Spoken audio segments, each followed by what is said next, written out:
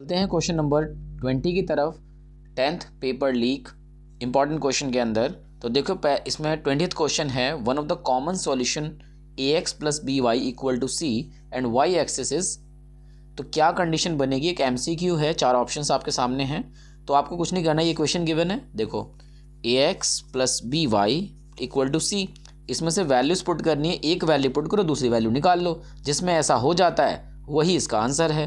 तो देखो मैं पहले अगर पुट कर दूं तो देखो ये x है, ये y है, तो x की वैल्यू 0 हो गई, plus B Y equal to C. तो y की वैल्यू चेक कर लेते हैं, ये 0 हो गया, तो ये आ गया B Y equal to C. तो y की वैल्यू आ गई c अपॉन बी। तो देखो बाकी किसी में ऐसा ऑप्शन नहीं दिख रहा है, तो यानी कि आंसर ए है इसका। बाकी आप ट्राई करके चेक कर सकते हैं, कोई भी आंसर मैच नहीं करेगा। बढ़ते हैं क्वेश्चन नंबर 21 की तरफ। What is the value of p for which the pair of linear equation x plus y equal to 3 and 3x plus py equal to 9 is inconsistent? देखो inconsistent में condition क्या हो जाएगी कि a1 upon a2 equal to b1 upon b2 is not equal to c1 upon c2। अब आपको ये value चाहिए, तो देखो पहली इक्वेशन को देखें तो ये a1 है, ये b1 है, ये c1 है, ये a2 है, ये b2 है, ये c2 है। तो बस आप वैल्यू लिख लें। तो देखो a1 में यहाँ कुछ नहीं है तो 1 है, तो ये 1 हो गया। और a2 कितना है, यहाँ पर x के साथ 3 है, तो ये 3 हो गया, इक्वल टू b1 कितना है, यहाँ कुछ नहीं है तो y, मतलब y नहीं मतलब 1, क्योंकि वेरिएबल्स नहीं लेने हैं आपको। और b2 कितना है p, तो देखो p की वैल्यू कितनी आ गई 3। ठीक है, आप इस तरह से निकाल सकते हैं। अगला चलते हैं। अगर आप चाहो तो क्रॉस चेक भी कर सकते हो कि इसके साथ ये अनइक्वल है या नहीं है, वो आप क्रॉस चेक भी कर सकते हो। बढ़ते हैं क्वेश्चन नंबर 22 की तरफ। देखो pair of equation y equal to 0 and y equal to 7 has मतलब हैज़ के 1 solution, 2 solution, infinitely many solution, no solution. देखो सिंपल सा है, अगर आप एक ग्राफ पर भी देख लें कि अगर देखो x y की वैल्यू 0 दे रखी है, तो यानी 0 यहाँ होगा, तो x की तो कोई वैल्यू है नहीं, तो वो इसी लाइन पर रहने वाला है। फिर अगर देखो इसी y एक्सिस के ऊपर y की वैल्यू अगर 7 है, मान लेते हैं वो यहाँ कहीं है, x की तो फिर से कोई वैल्यू नहीं है, तो फिर से लाइन सीधी जाएगी। तो देखो दोनों लाइनें क्या हैं, एक दूसरे के पैरेलल। और पैरेलल कंडीशन में क्या होता है कि आपको कोई भी सॉल्यूशन प्राप्त नहीं होता, इसलिए ऑप्शन नंबर डी यानी कि नो। बढ़ते हैं क्वेश्चन नंबर 23 की तरफ। देखो इसमें क्या करना है कि इसमें 5 upon X plus Y, 1 upon X minus Y equal to 2, 15 upon X plus Y minus 5 upon X minus Y equal to -2 दे रखा है। Solve for X and Y, यानी कि हम आपको एक्स और वाई की वैल्यू निकालनी। तो उसका सिंपल तरीका क्या है, आप इसे डायरेक्ट करेंगे तो बहुत कॉम्प्लेक्स हो जाएगा, तो आप इसे मान लें। तो let 1 upon X plus Y equal to A and 1 upon X minus Y equal to B, यानी कि 1 अपॉन एक्स प्लस वाई की वैल्यू ए है। तो देखो ये क्वेश्चन में क्या कन्वर्ट हो जाएगा, 5a हो जाएगा, क्योंकि इसकी पूरे की जगह देखो a आ जाएगा, प्लस ये 1 है, 1 से तो फर्क नहीं पड़ता, तो 1b equal to 2। Similarly 15a minus 5b equal to -2। ठीक है, क्योंकि आपको इसी की जगह पे पुट कर देनी है बस वैल्यू। लेकिन अब देखो क्या है ना ही a सेम है ना ही b सेम है, तो आपको किसी एक को सेम करना पड़ेगा। तो मैं इसे 3 से मल्टीप्लाई कर देता हूँ क्वेश्चन नंबर 1 को, ताकि ये 15 हो जाए। तो देखो 15a minus plus 3b equal to 6, तो ये 15a minus 5b equal to -2। अब आप एलिमिनेशन मेथड से सॉल्व कर लें, इसे काट लें, साइन चेंज हो जाएंगे, आप पढ़ चुके होगे। 8b ये 8, तो वैल्यू आ गई b इक्वल टू 8 अपॉन 8, यानी कि b की वैल्यू आपको मिल गई 1। ठीक है, आगे बढ़ते हैं कि अब a की वैल्यू के लिए जाते हैं, तो किसी भी इक्वेशन पुट कर ले, चाहे इसमें कर लें चाहे इसमें कर लें, यानी चाहे इक्वेशन 1 में कर लें चाहे इक्वेशन 2 में कर लें। तो मैं 1 में पुट कर लेता हूँ। Put value of b in equation 1, तो देखो क्या है 5a plus B equal to 2। तो देखो 5a की वैल्यू हमारे पास नहीं है, निकालनी है, और b की वैल्यू हमारे पास कितनी आई है 1 इक्वल टू 2। देखो यहाँ निकाली है हमने, 5a 1b इक्वल टू 2 था ना, देखो ये कंडीशन थी। तो देखो हमारे पास वैल्यू क्या आ जाएगी कि 5a इक्वल टू 2 माइनस 1, यानी कि a की वैल्यू आ गई 1 अपॉन 5। देखो ये घट के 1 आ जाएगा और ये 5 नीचे आ जाएगा। तो a और b की वैल्यू मिल गई, लेकिन अभी भी हमें एक्स वाई की वैल्यू नहीं मिली। लेकिन शुरुआत में हमने देखो एक इक्वेशन मानी थी, बस आपको इसके साथ वैल्यू पुट करनी है और फिर सिंप्लीफाई करना है। तो देखो पहली इक्वेशन में अगर पुट करूँ मैं तो 1/x + y, ए की वैल्यू कितनी है 1/5, तो यहाँ पुट कर देंगे। ठीक है, ए की वैल्यू 1/5 है ना, तो ए की जगह पर 1/5 लिख दिया यहाँ पर। तो इसको सिंप्लीफाई कर लेंगे तो x + y = 5 आ जाएगी, इक्वेशन नंबर 3, क्योंकि 1 2 मैं इसको मान चुका हूँ। ऐसे ही आप सिमिलरली क्या करें, b की वैल्यू पुट करें। b की वैल्यू कितनी थी 1, तो इस वाली इक्वेशन पुट कर लें। x - y = b था, यानी कि b की जगह पे क्या आ जाएगा 1, यानी कि इक्वेशन मिल जाएगी हमें x - y = 1। और दूसरी हमें क्या मिली है x + y = 5। एलिमिनेशन मेथड से सॉल्व कर लें इसको, तो -2y -4, माइनस से माइनस कट गया तो y की वैल्यू आ गई 4/2, तो यानी कि y मिल गया हमें 2। अब उठा के आप इस इक्वेशन इसमें रख लो, चाहे आप इक्वेशन नंबर 4 में रख लें, ये वाली जो है आपकी, ये वाली आप किसी भी इक्वेशन में रख लें, सेम आंसर आएगा। तो मैं इसमें रख देता हूँ। तो देखो x + y = 5, तो y की वैल्यू +2 है, यानी कि x की वैल्यू आ जाएगी 3, क्योंकि देखो 2 इस तरफ जाके माइनस हो जाएगा। तो x हमें मिल गया 3 और y हमें मिल गया 2। बढ़ते हैं क्वेश्चन नंबर 24 की तरफ। देखो ये बोल रहा है father's age is 3 times the sum of age of his children, after 5 years his age will be twice the sum of ages of 2 children। तो मान लेते हैं let children's sum of age equal to s मान लेते हैं। तो father as क्या हो जाएगी, फादर की वो हो जाएगी 3s, क्योंकि उसने बोला ना कितनी है 3 times है, तो 3s हो गई। फिर ये कहता है कि 5 साल बाद, तो दोनों को आमने सामने रख दो। ठीक है, इसको क्या कहते हैं, फादर की एज कितनी थी f, नॉट s, ठीक है ना, फादर f है, और चिल्ड्रन की एज कितनी है s, दोनों को आमने सामने रखो। 5 साल बाद, तो दोनों में 5-5 साल ऐड कर दो।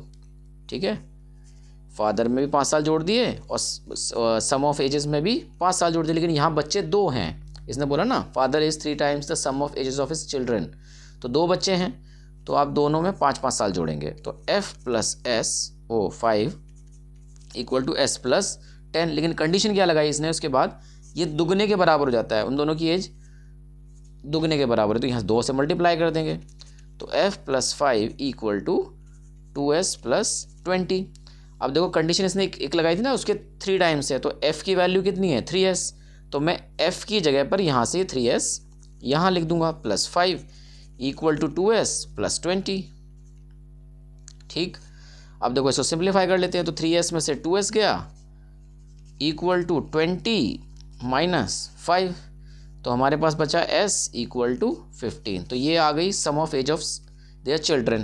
लेकिन अब फादर की भी निकालें, तो फादर की एज कितनी थी 3s, यानी कि 3 × 15 विच इज़ 45। तो फादर की एज हो गई 45 years और बच्चों की एज का जोड़ हो गया 15, क्योंकि हमने s माना था ना दोनों का सम। तो ये हमारे आंसर्स हैं क्वेश्चंस। तो लीनियर जो पेयर्स हैं, तो इनको सिंप्लीफाई कर लेंगे आप। देखो 2 है तो 2 की पावर x, अभी देखो इसकी भी पावर बना लेंगे, 8 है ना, तो 8 की पावर हम कर लेंगे 3y - 1, जो कि उसकी तो ऑलरेडी पावर है। तो 2 की पावर x = 3y - 3, ये मल्टीप्लाई हो जाएगा इसमें। अब देखो ये तो बेस सेम है, तो आपको कंपेयर करना है कि x = 3y - 3, इक्वेशन नंबर 1। ऐसे आप इससे निकाल लें, तो ये 3 की पावर देखो 2 हो जाएगी, x - 6, यानी कि 2y = x - 6। सिंप्लीफाई कर लो, जैसे इसको भी चाहो तो और सिंप्लीफाई कर लेते हैं। पहले देखो इसको ऐसे कर लेते हैं, चाहे इक्वेशन नंबर 1 आप कह देते हैं इसको, सेम इसको कर लो, x - 2y = 6, इक्वेशन नंबर 2। अब फ्रॉम 1 and 2 लिख लेंगे यहाँ पे, फ्रॉम 1 and 2, तो देखो क्या वैल्यू आ जाएगी, x - 3 = -3, x - 3y = -3, और दूसरी आ जाएगी x - 2y = 6। अब आप इसको काट लें, एलिमिनेशन मेथड, तो -9, तो y की वैल्यू आ गई 9। ठीक है, और इसी को उठा के आप चाहे इस वाली इक्वेशन में पुट कर दें, चाहे इस वाली में कर दें। तो मैं सेकंड वाली में पुट कर देता हूँ, पुट इन इक्वेशन 2, किसकी वैल्यू, y की वैल्यू। तो देखो क्या है, x minus 2y equal to 6, तो इसमें 9 पुट कर दिया, 6, तो 9 दूनी 18, 9 टू 18, तो 6 प्लस 18 यानी कि x की वैल्यू आ गई 24। तो ये दोनों हमारी वैल्यूज़ मिल गई। बढ़ते हैं क्वेश्चन नंबर 26 की तरफ। देखिए क्वेश्चन नंबर 26 के अंदर क्या बोल रहा है ये कि the discriminant of this equal to 0। तो ऑप्शन ये नेगेटिव होगा, पॉजिटिव होगा, दोनों होगा या नन। तो इसको सिंप्लीफाई कर लेते हैं। तो देखो a माइनस बी का whole square A square plus B square minus 2ab यानी कि x square plus 4 minus 4x। तो a की वैल्यू हो गई 1, b की वैल्यू हो गई 4 और c की वैल्यू हो गई -4। इस इक्वेशन से, अच्छा एक मिनट ध्यान से देखें, ये b की वैल्यू एक्चुअली में इसमें -4 है, c की वैल्यू 4 है, क्योंकि ये उल्टा लिखा हुआ है ना। देखो ये आगे लिखा है, ये पीछे लिखा है। अब इसको वैल्यू को पुट कर लेते हैं। तो d equal to B square -4 C discriminant बोला ना, तो d होता है ये।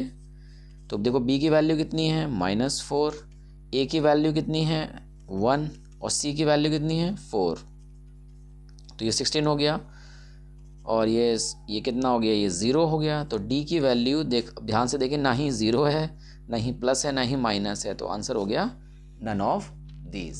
देखो आगे बढ़ते हैं क्वेश्चन नंबर 27 में। ये बोल रहा है कि 2 digit number is 3 times then the 4 times the sum of digits if 18 is added to the number. तो digits reversed find the number. तो सबसे पहले देखो, जब भी बोलेगा ना 2 डिजिट नंबर, तो आपको इसको ऐसे मानना है, let 2 digit number equal to, इसको ऐसे मानना है 10x प्लस वाई। देखो 10x प्लस वाई क्यों मानते हैं, अगर देखो 1 भी पुट करोगे तो ये 1 आएगा, 10 1 जा 10 प्लस 1 11, तो वो हमेशा ना 2 डिजिट बनेगी। तो इसलिए आप जब भी मानेंगे तो उसको ऐसे ही मानना। अब ये कह रहा है कि 2 digit number is 3 more than 4 times the sum of the digits. तो देखो 2 डिजिट नंबर जो है वो 4 टाइम है डिजिट के सम का प्लस 3 ज़्यादा है। कह रहे हैं ना 4 times the sum of digits, digit x और y हैं और उससे 3 ज़्यादा है। इसको सिंप्लीफाई कर लेते हैं हम। तो देखो ये मल्टीप्लाई हो जाएगा, तो 4x प्लस 4y प्लस 3, इनको इस तरफ ले आएंगे। देखो ये माइनस हो जाएगा, 4 इसमें से माइनस होगा इस तरफ आगे, तो 6x हो जाएगा, और ये इस तरफ आगे माइनस होगा तो ये 3y। तो इक्वेशन नंबर 1। फिर ये कहता है कि if 18 is added to the number, अगर नंबर में 18 जोड़ दिया जाए, तो देखो 10x प्लस y में 18 जोड़ दो 18, डिजिट रिवर्स, तो डिजिट रिवर्स हो जाती हैं। तो डिजिट रिवर्स का मतलब है 10y प्लस x हो जाती हैं, ये रिवर्स हो जाती है कंडीशन, ठीक है ना। तो ये फर्स्ट कंडीशन थी, ये सेकंड कंडीशन है, ठीक है। अब देखो क्या करेंगे, ये रिवर्स हो गए, सिंप्लीफाई कर लेते हैं। फिर से इनको इधर लाएंगे, इसको इधर ले जाएंगे, ताकि वेरिएबल वाले ना x और y एक तरफ आ जाएंगे। तो देखो ये x इस तरफ आएगा तो 9x हो जाएगा, 10 में से 1 घट जाएगा, इस तरफ आके ये माइनस हो जाएगा। अब 10y इस तरफ आएगा तो ये माइनस का 9y, और 18 इस तरफ ले जाएगा तो माइनस का 18। अब चाहो तो देखो इसमें से कॉमन ले सकते हो। देखो जैसे इक्वेशन मैंने 1 मानी थी ना, इसको भी थोड़ा छोटा कर लेते हैं, इसको 1 नहीं मानते अभी, इसको भी मैं सिंप्लीफाई कर देता हूँ। देखो कैसे, 3 कॉमन ले लेता हूँ, तो 2x minus Y equal to 3। तो ये कंडीशन बन जाएगी 2x minus Y equal to 3/3। तो ये आ गया 2x minus Y equal to 1, equation number 1।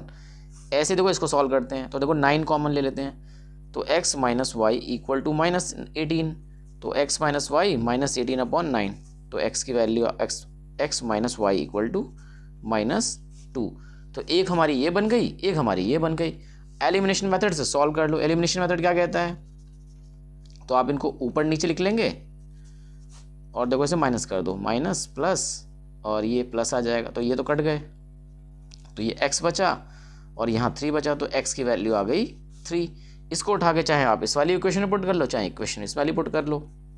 तो मैं 2 में पुट कर लेता हूँ। देखो सेकंड वाली जो इक्वेशन है, तो x minus Y equal to -2, x की वैल्यू यहाँ आ जाएगी, तो देखो ये इस तरफ जाएगी, तो -2 -3, तो -5, माइनस से माइनस कट गया, तो y की वैल्यू आ गई 5।